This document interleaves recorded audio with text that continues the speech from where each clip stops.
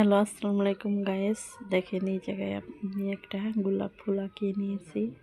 তার ভিতরে আমি এখন দেখেন এই ফুল উঠিয়ে বরাট বানিয়ে দিয়েছি। আপনাদেরকে আমি এই ফুল কিভাবে বানিয়েছি সেটা এখন দেখাবো।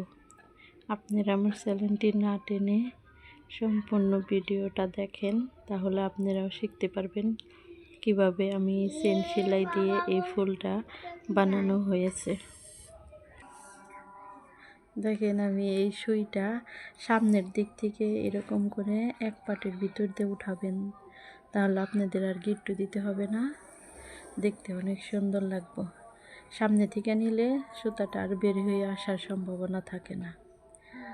এখন আমি এইখান থেকে এরকম করে উঠাচ্ছি, ঠিক সুতাটা এদিকে দিয়ে দিচ্ছি।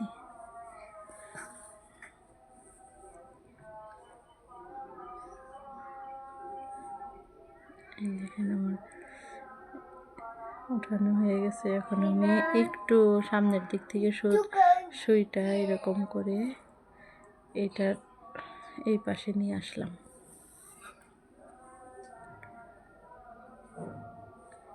দেখেন এখন আমি আবার এই সাইড থেকে ওইটার একটু এই পাশ থেকে নিব, একইভাবে নেওয়া হয়ে গেছে আমার। আবার এই দিক থেকে ঠিক আবার ওইখানটায় চলে যাব। নিয়ে নিয়েছি আমি, আবার এখান থেকে এই পাশে চলে যাব। একইভাবে এই সুতাটাকে এদিক থেকে ঘুরিয়ে দেবেন।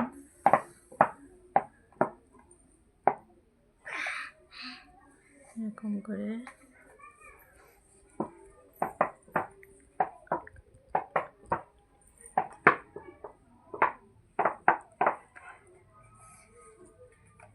করে আমি আবার এই পাশটাতে চলে আসলাম।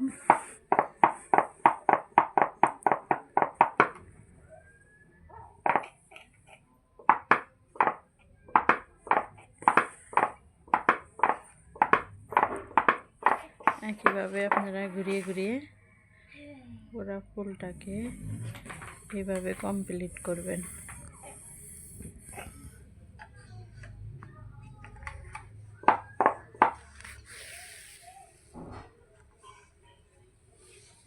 দেখছেন আমার 4টা দিয়ে হয়ে গেছে। আপনারা চাইলে 5টা কিংবা 6টা দিয়ে কমপ্লিট করতে পারবেন।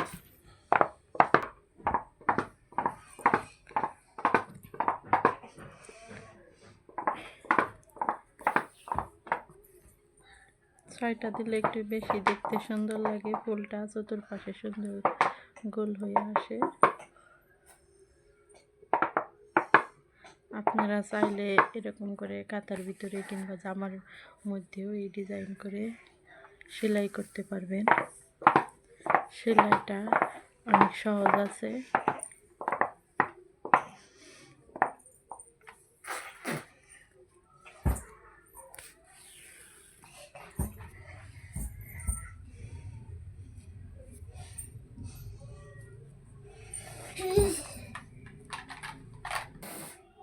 আমি এরকম করে আরেকটা পাতার ভিতর চলে যাচ্ছি।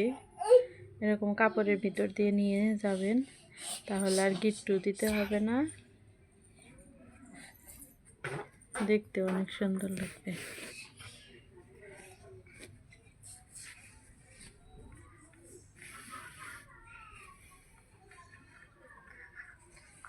দেখেন আমার দেওয়া হয়ে গেছে, কত সুন্দর লাগছে দেখতে। এরকম করে সব পাতার ভিতরে আমি দিয়ে দিব। দেখেন আমি সবগুলা পাতার ভিতরে এরকম করে দিয়ে দিয়েছি। আপনারা চাইলে এই সেলাইটা জামার মধ্যে কিংবা ছোট বাচ্চাকে ফ্রক বানিয়েও এই সেলাই দিয়ে দিতে পারবেন। একবার ভিডিওটা দেখলে আপনারা যারা এই সেলাইটা দিতে না পারেন তারা দিতে পারবেন। খুব সুন্দর আছে, গর্জিয়াস ভাবেও সেলাইটা দিতে পারবেন, এরকম ফাঁকা ফাঁকা করে ফুলের মধ্যেও দিতে পারবেন। দেখেন কতটা সুন্দর লাগছে দেখতে। এরকম করে আপনারা সেলাই করবেন, দেখতে ভালো লাগবে।